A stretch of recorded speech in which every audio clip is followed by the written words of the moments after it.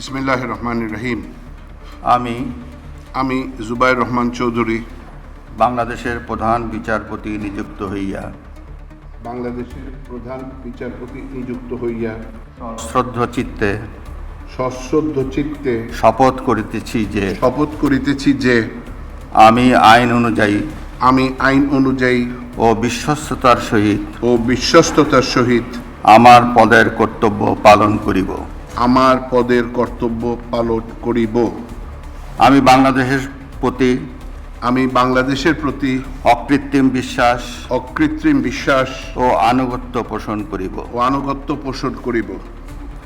আমি বাংলাদেশের সংবিধান আমি বাংলাদেশের সংবিধান ও আইনের রক্ষণ ও আইনের রক্ষণ সমর্থন ও নিরাপত্তা বিধান করিব ও নিরাপত্তা বিধান করিব এবং এবং আমি ভীতি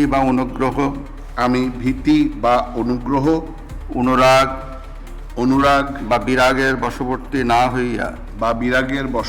না হইয়া সকলের প্রতি আইন অনুযায়ী যথাবিহিত আচরণ করিব।